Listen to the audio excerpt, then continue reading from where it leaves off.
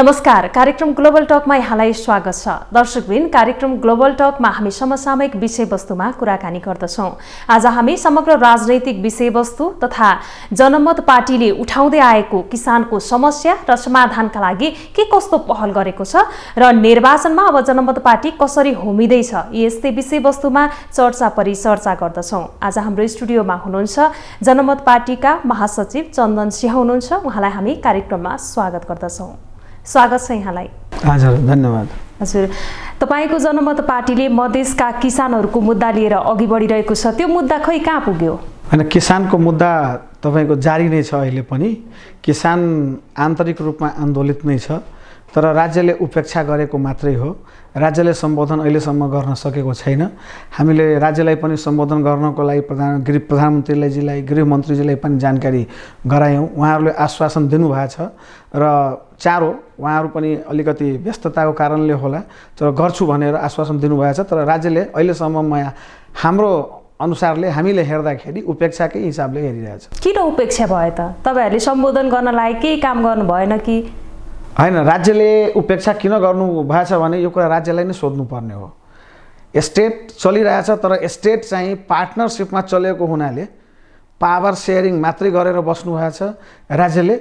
र राज्यले देशको आन्तरिक समस्या, किसानको समस्या, देशको तपाईको अन्य समस्याहरू जति पनि छन्, यो कुरालाई सम्बोधन गर्न सकेको छैन।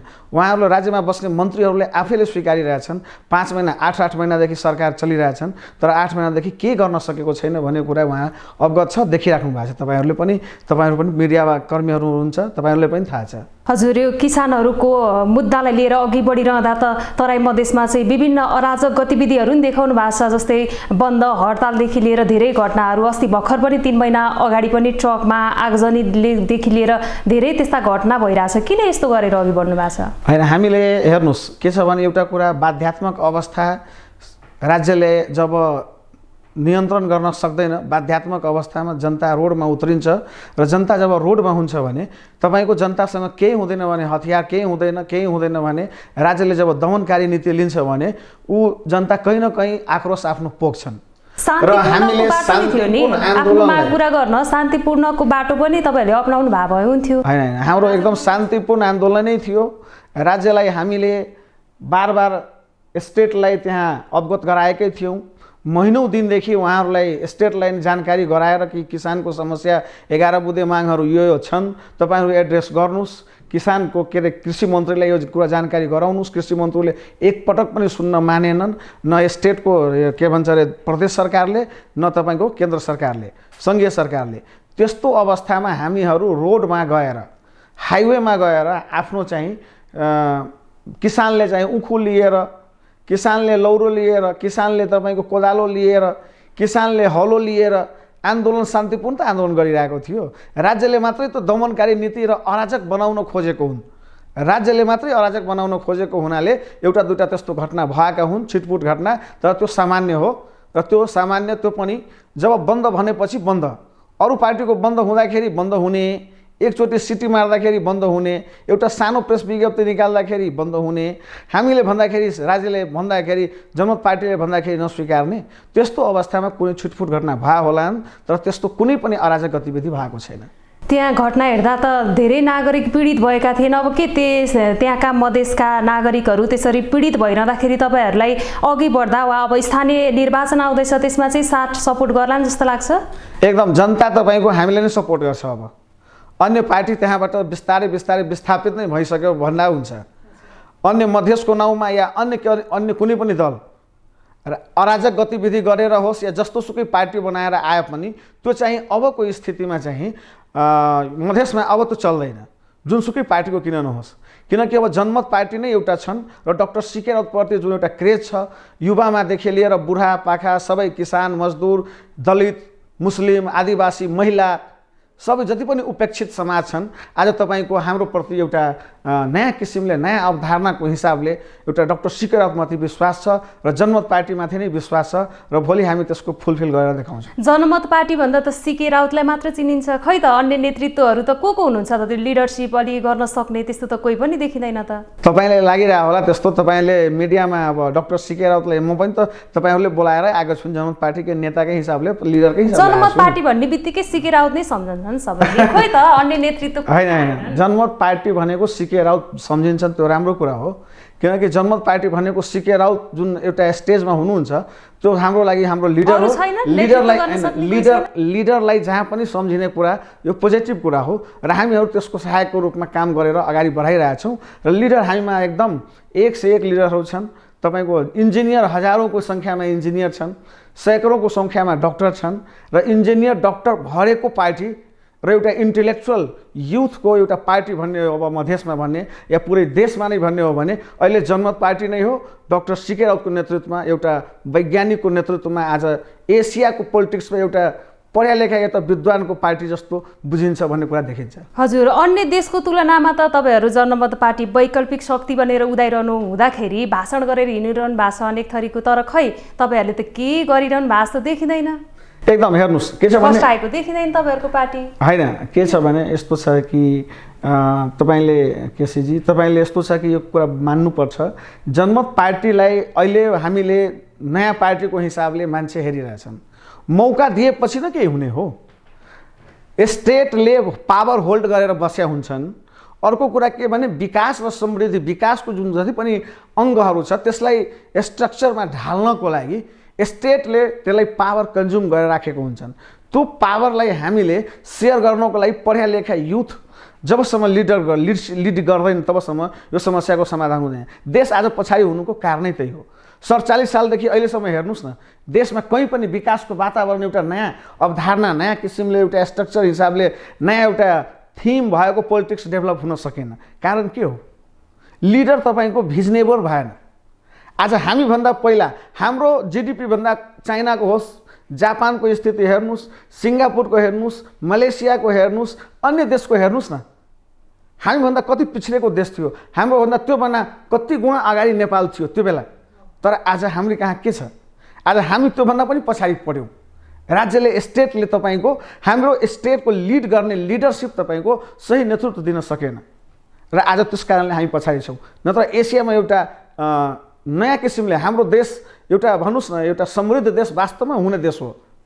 हिमाल, पहाड, तराई सबै छन् र यसलाई व्यवस्थित तरिकाले एउटा राज्यले सञ्चालन गर्न सकेको भए आज तपाईँको यो स्थिति हुँदैन थियो। अब जनमत पार्टी आइसकेको छ, अब चाहिँ कसरी चाहिँ तपाईँहरूले जनतालाई चाहिँ विश्वास दिलाउनुहुन्छ? के छ तपाईँहरूको योजना? स्थानीय निर्वाचन आइरहेको छ, तपाईँहरू सहभागी हुनुहुन्छ कि हुनुहुन्न? होइन, एकदम स्थानीय निर्वाचनमा हामी सहभागी छौँ।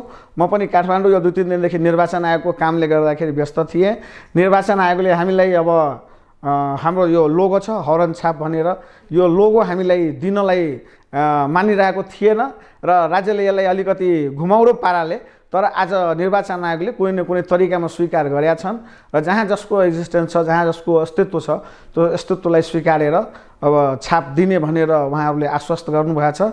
हामी पनि अब अगाडितिर बढ्छौँ र स्थानीय चुनावमा सहभागी हुन्छौँ। हेर्नुहोस्, देशको विकासलाई जुन वातावरण अवस्थामा ल्याउनको लागि स्थानीय तहमा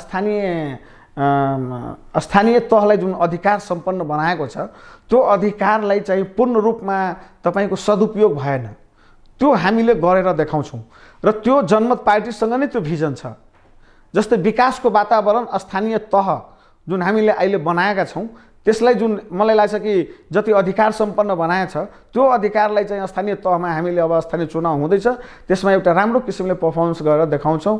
त्यसमा चाहिँ कृषि छ, कृषि क्रान्ति हुनसक्छ, वैज्ञानिक कृषि क्रान्ति, तपाईँको शिक्षाको अवस्था, स्वास्थ्यको अवस्था, यो सबैलाई महिलामाथिको हिंसा, दुर्व्यवहार, यी सारा स्थितिलाई कन्ट्रोल गर्नको लागि युथ लिडरसिप र डाक्टर सीके राउतको नेतृत्वमा जनमत पार्टीले नै अब गर्न सक्छ भन्ने कुरा देखिन्छ। तपाईँहरू अब केही महिनाको मात्रै यो केही दिनको दिन भनौँ न, केही दिनको लागि दिन मात्रै अब बाँकी छ। हजुर, यो निर्वाचन नजिकिँदै गर्दा चाहिँ तपाईँहरू मधेस विशेष गरी प्रदेश नम्बर 2 तराईका स्थानीयहरूलाई चाहिँ अगाडि बढाउन वा तपाईँहरूलाई जित्नको लागि चाहिँ उहाँहरूले त्यो अपेक्षा छ, हामीलाई दिन्छन् भन्ने नागरिकहरूले विश्वास गर्छन् भन्ने अपेक्षा छ।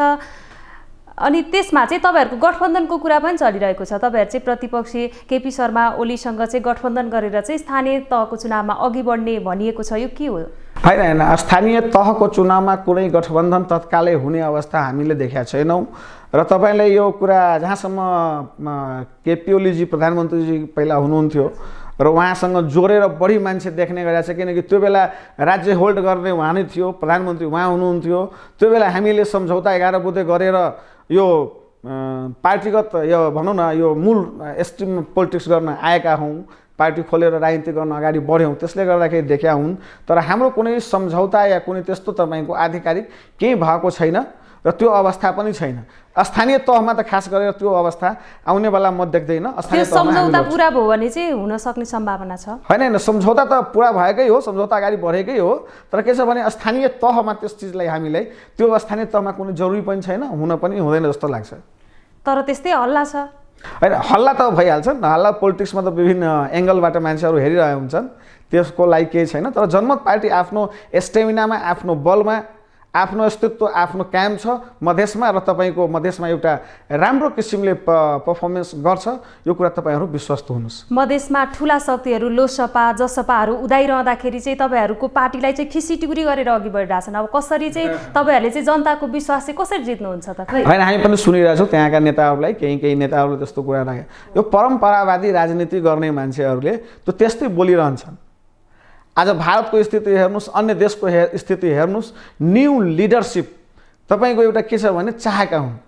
तपाईँहरूलाई पनि इच्छा होला कि होइन एउटा पढे लेखेका युथ लिडर हाम्रो देशमा चाहेको हो, तपाईँको पनि इच्छा होला, हो कि होइन भन्नुहोस्? कि एउटा हाम्रो देशलाई सही मार्गचित्रमा लान सक्ने एउटा लिडरसिप हामीसँग होस् र त्यो गएर भोलि एउटा चाहिँ नयाँ किसिमको अवधारणा लिएर देश र समाजलाई विकासको वातावरण बनाउन सकोस् भन्ने हामीलाई तपाईँ पनि अपेक्षा होला। तर मधेसमा केही नेताहरू त्यसको तपाईँको उपयोग मात्र गर्न खोजिरहेछ, उपयोग गर्छ। त्यो मधेसको मुभमेन्ट गराएर बार बार जनतालाई बेकुफ बनाउने काम मात्रै गरेका छन् मधेसमा। त्यो जनताले बुझिरहेछन्। बार बार हत्या हिंसाको राजनीतिलाई बढावा दिएर आफ्नो व्यक्तिगत र आफ्नो पारिवारिक अस्तित्वलाई मात्रै आफ्नो कायम गर्न खोजिरहेछन् राज्यमाथि, के अरे देशमाथि, मधेसमाथि। त्यो चिज अब चाहिँ त्यो चिज हुँदैन। तपाईँहरूलाई कसरी विश्वास गर्छन् जनताले? गर्छन् दलित, पिछडा वर्ग, मुस्लिम, महिला हेर्नुहोस्, घटना हेर्नुहोस् गएर यो 5 वर्षको सरकारमा प्रदेश नम्बर 2 अहिले मधेस प्रदेश छ, त्यहाँको स्थिति गएर तपाईँ डाटा लिएर हेर्नुहोस्, दलितको अवस्था 17% दलित छ।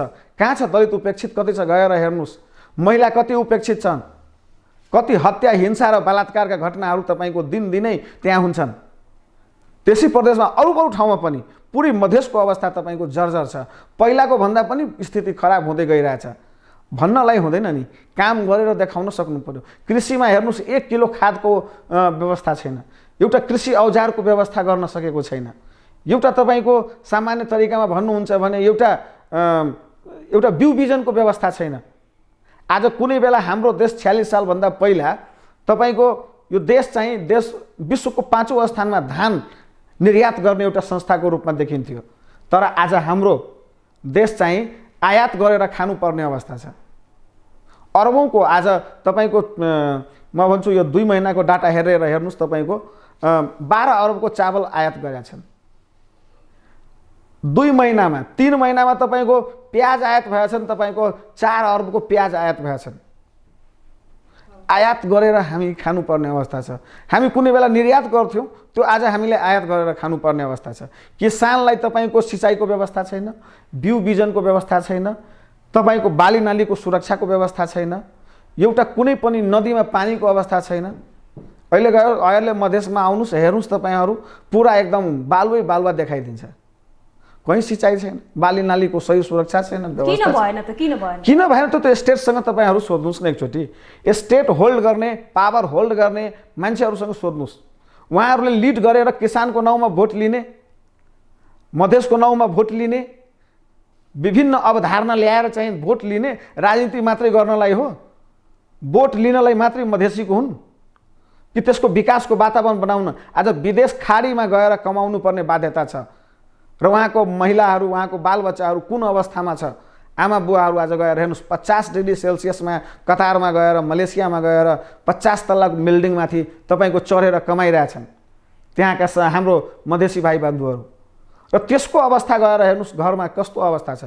त्यो 20,000 25,000 रुपियाँ कमाउनको लागि न रोजगारको व्यवस्था छ, न कल कारखाना छ, न सिँचाइको व्यवस्था छ, केही पनि छैन। आधुनिकीकरणको नाउँमा केही पनि गरेको छैन राज्यले र त्यसको नाउँमा चाहिँ अर्बौंको बजेट छुट्याएर व्यक्तिवादी राजनीतिलाई स्थापित गरेर बसेका छन्।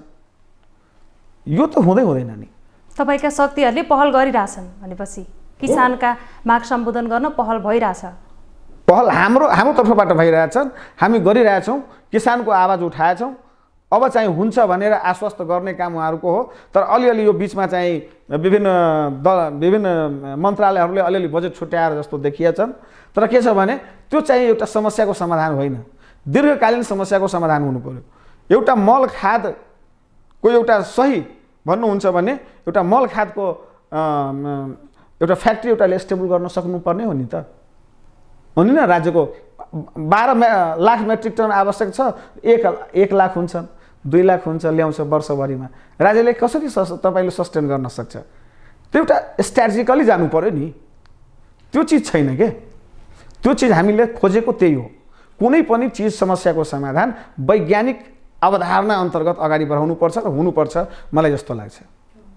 जस्तै अब उखु किसानहरूको त्यत्रो लगानी खेर गइरहेको छ है, त्यसरी आन्दोलित भइरहँदा पनि अझै सम्बोधन भएको छैन। तपाईँहरू चाहिँ हेरेर बसेको भन्दा नि तपाईँहरूलाई विश्वास गराएको छैनन् त्यति? होइन, किसान एकदम तपाईँको आन्दोलित नै छन्।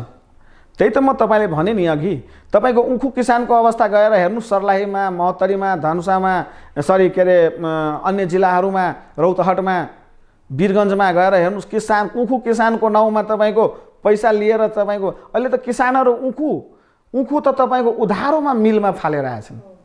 त्यसको त तपाईँको राज्यले नै स्वीकार्नु पर्ने हो चिज। तपाईँ उखु उत्पादन गर्न दिने, त्यसको बाली लानीको सुरक्षा कसले गर्ने, त्यसको उचित मूल्य कसले दिने? अहिले धान आएछन्, धानको पनि अवस्था त्यस्तै छ। बाली नालीको अहिले किरा लागेर तपाईँको यो दलहन बाली भन्छ, त्यसलाई हामी दलहन बाली भन्छौँ। त्यो तपाईँको मसुरी, यो तिसी के भन्छ, अरहरको दालहरू हुन्छ नि, यो दलहन बालीहरूको अवस्था गएर हेर्नुहोस् पुरा सुक्खामा परिरहेछन्। सिँचाइको व्यवस्था छैन, कहीँ पनि व्यवस्था छैन। यस्तो अवस्थामा राज्य कसरी सञ्चालन भइरहेछ त? खालि यहाँ बसेर काठमाडौँमा बसेर केही लिडरसिपले मात्र एउटा नेतृत्व गरेर र राज्यलाई चाहिँ एउटा कहीँ न कहीँ भुमरीमा पारिरहेछन् जनतालाई।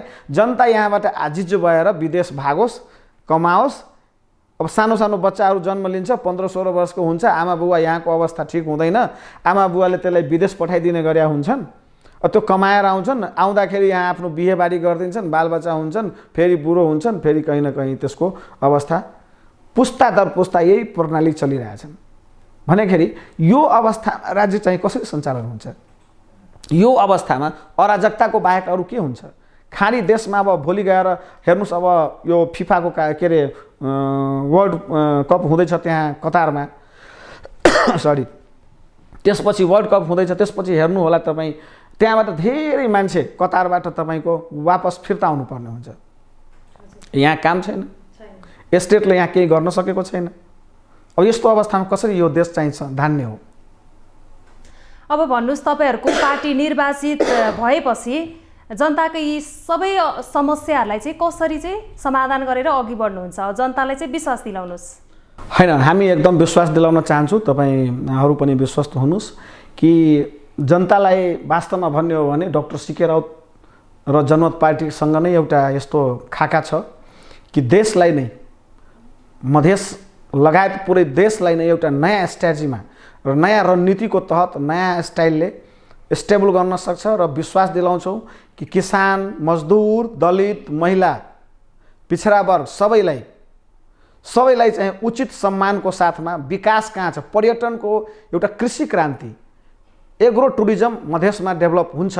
त्यो डाक्टर सीके राउतको नेतृत्वमा कृषि पर्यटनको हामी स्टेबल गराउँछौँ, त्यसको वातावरण हामी निर्माण गर्छौँ मधेसमा। पहाडमा पनि एउटा राम्रो टुरिज्मको व्यवस्थाको स्टेबल हुन सक्छ यो देशमा। हिमालमा त अलरेडी टुरिज्म छँदैछ। भन्दाखेरि यो देशलाई वास्तवमा एउटा सही तरिकाले सञ्चालन गर्न सक्ने एउटा लिडरसिप भयो भने यो सिङ्गापुर र मलेसिया र अन्य देश हेर्नै पर्दैन। हाम्रै सिङ्गापुर र मलेसिया भन्दा पनि राम्रो देश, यो सुन्दर देश बन्छ। यो त निर्वाचन आउने बेला भन्ने नै त्यही हो, ठुला शक्तिहरूले नि पहिला त्यसै गरी भनेका थिएन होइन, आफ्नो पक्षमा मत पार्नको लागि भन्ने कुरा हो नि, तपाईँले नि भन्दै हुनुहुन्छ। होइन त्यस्तो हामीले भन्ने गरेको छैन, हामीले गरेर देखाउँछौँ। यो तपाईँ आशा गर्नुहोस्, विश्वास गर्नुहोस्, गर्ने इच्छा शक्ति जसको हुन्छ त्यो गरेर देखाउँछन्। ठुलो शक्ति होस् या अन्य जति पनि दलहरू, म त्यो नाम लिन चाहन्न, तर के छ भने तपाईँ त 46 सालदेखि त हेरिराख्नु भएको छ नि, 46 सालदेखि अहिलेसम्म हेरिराख्नु भएको छैन, के गरेर बस्या? 46 साल कम भयो त, 30 वर्ष 32 वर्षमा एउटा कतैको उमेर के भयो होला? अहिले त्यो बच्चा जन्म लिएको बच्चा अहिले के गरिरहेको होला? पिएचडी गरेर पनि एउटा राम्रो किसिमले कहीँ न कहीँ जब गरिरहेको होला नि त। तर देशको अवस्था गएर त्यो बच्चा जन्मेको बेलादेखि अहिलेसम्म हेरिरहेछन्, जस्ताको त्यस्तै छन्, झन् त्योभन्दा खराब हुन गइरहेछन्। त भनेको मतलब तपाईँ ठुलो शक्ति कसलाई भन्नुहुन्छ? त्यो सबैलाई हेरिसकेका छन्, सब टेस्टेड हो, यो टेस्टेड हो। तपाईँलाई औषधि खानु छ भने तपाईँ यो के भन्छ अरे एक्सपायर औषधि खायो भने त्यो मेडिसिनले तपाईँको काम गर्छ ज्वरोमा? गर्दैन नि। यिनीहरू टेस्टेड छन्, एक्सपायर भइसकेका छन्, यिनीहरूको मेडिसिन जस्तै एक्सपायर भएका छन्, यो लिडर पनि एक्सपायर भएछन्। यो बल अहिले तपाईँको बिजुली बत्ती बलिरहेछ अनि हामी उज्यालोमा यो कुरा गरिरहेछौँ। यो मान्नुहोस् न, यो बल्ब फ्युज भयो भने तपाईँ हामी जति स्विच त्यसलाई थिच्यो भने त्यो बल्छ त? किनकि त्यो स्विच फ्युज फिलामेन्ट त्यसको खस्या हुन्छ। यो आज मधेस र देशको लिडरको अवस्था यही भएका छन्, फ्युज बल्ब जस्तै भइसकेका छन्। त्यसले तपाईँको कहिले पनि उज्यालो दिन सक्दैन, अन्धकारमा आफू पनि बस्छन्, अरूलाई पनि बस्न लगाउँछन्। यो सेम त्यही अवस्था आइरहेको छ यो देशमा। यो भनिरहँदाखेरि अब आउँदो निर्वाचनमा चाहिँ मधेसका प्रदेश नम्बर 2 का चाहिँ कति निर्वाचन त जितिन्छ भन्ने छ, कतिवटा जिल्ला चाहिँ जित्छु भन्ने सोचले चाहिँ तपाईँहरू लागि पर्नु भएको छ? हेर्नुहोस्, स्थानीय चुनावमा त हामी राम्रो उपस्थिति हुन्छ, प्रदेश र सङ्घीय चुनावमा पनि हेर्नुहोस्, प्रदेशमा चाहिँ हामी 2 नम्बरमा स्विप गर्छौँ। तपाईँले विश्वास दिलाउँछौँ, नसोचेका, नचिताएका, नबुझेका, नसोच्न सक्ने तपाईँहरूको लिडरहरू तपाईँको भोलि हार्छन्।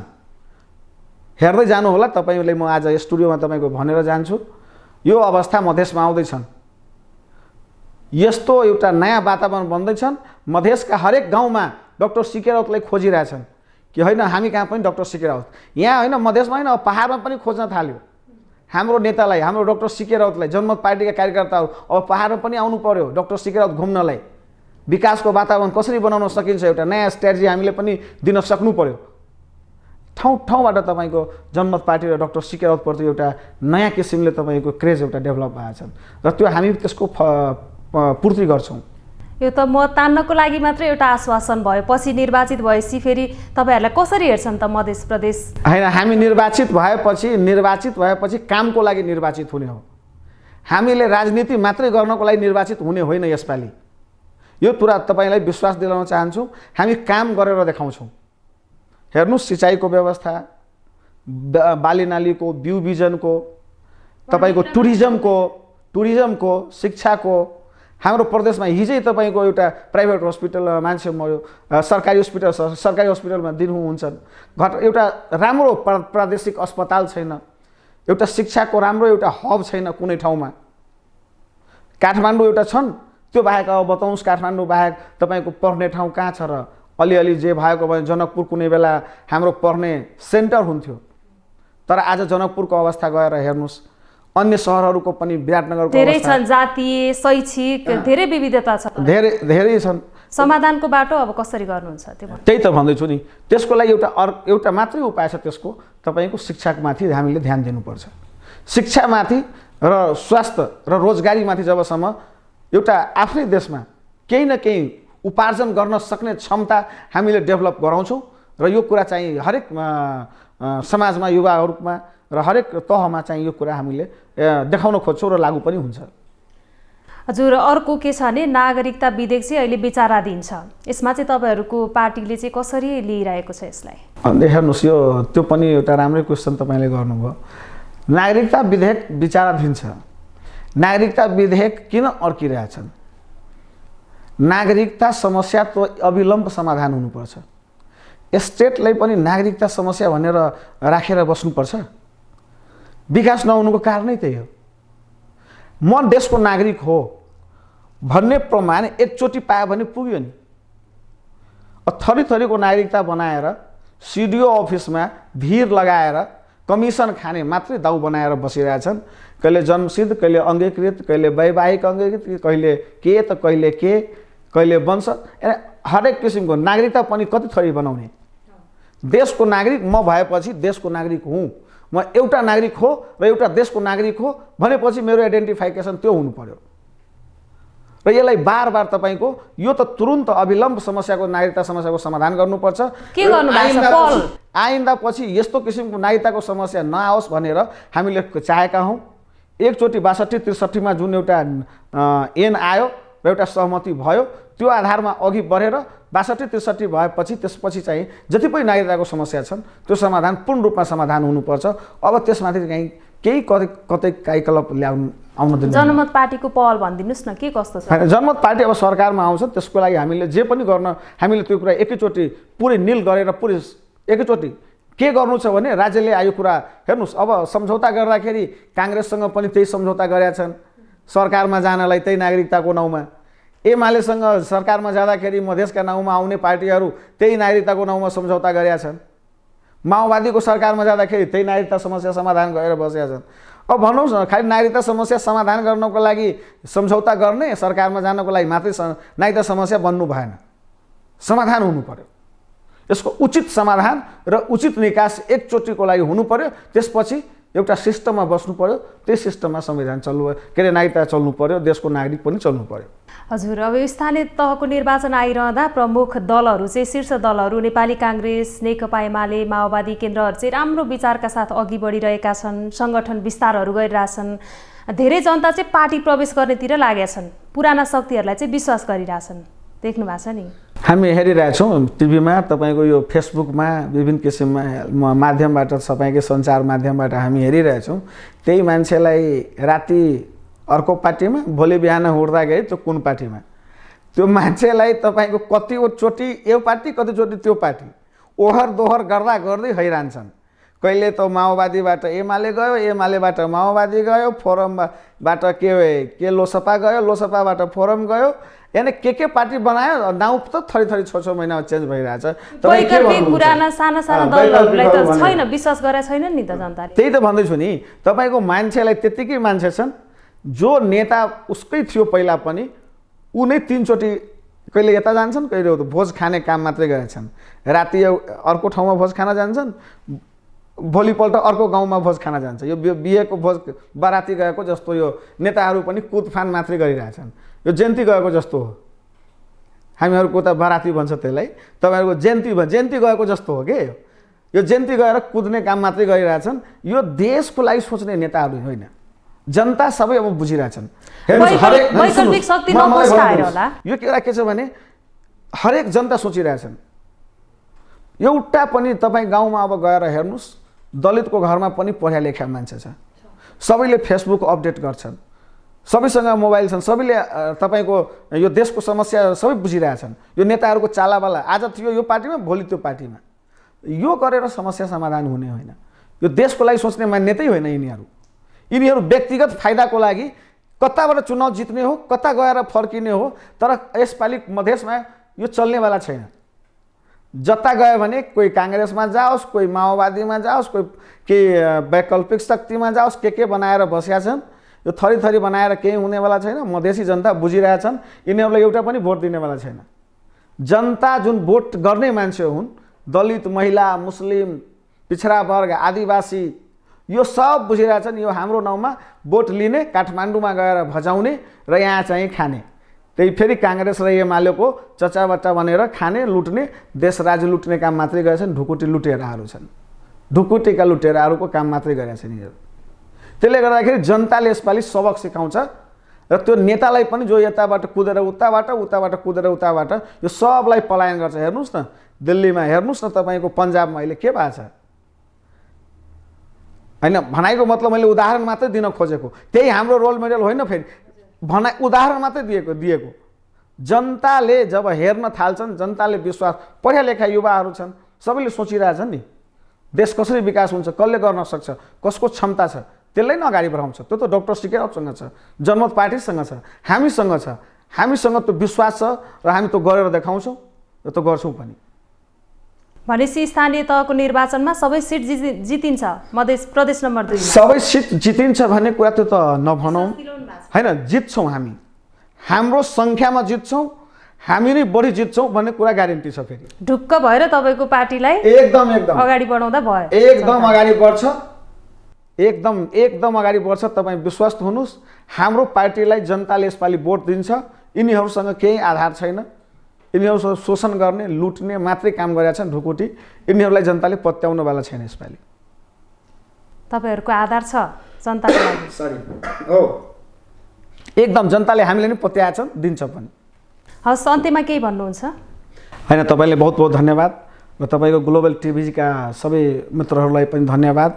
देशको जुन समस्या छ र वास्तविक समस्यालाई यस्तै उठाउनै गर्नुहोस् र वास्तवमा मधेसमा के भइरहेछ या पुरै देशमा अहिलेको अवस्था के छ त्यो कुरालाई उठाउँदै गर्नुहोस्। यति आशा र विश्वास तपाईँहरू सञ्चारकर्मीहरूबाट पनि हामी राख्छौँ र अगाडि देश र जनतालाई म आग्रह गर्न चाहन्छौँ, पढा लेखा युथलाई यसपालि चाहिँ भोट गरेर अगाडि बढाउनुहोस् र त्यही नै देश र भविष्य निर्माण गर्न सक्छ भन्ने आशा छ। धन्यवाद।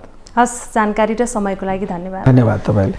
हौस् त, कार्यक्रम ग्लोबल टकको निर्धारित समय आजलाई सकिसकेको छ। आज हामीले जनमत पार्टीका महासचिव चन्दन सिंहसँग समग्र राजनैतिक विषयवस्तु तथा जनमत पार्टीले चाहिँ किसानहरूको मागलाई चाहिँ कसरी, मुद्दालाई कसरी अगाडि बढाइरहेको छ, समाधानका लागि के कस्तो पहल गरिरहेको छ, साथै आगामी निर्वाचनमा जनमत पार्टी कसरी होमिँदैछ, यस्तै विषयमा कुराकानी गर्यौं। ग्लोबल टेलिभिजन हेर्दै गर्नुहोला। नमस्कार।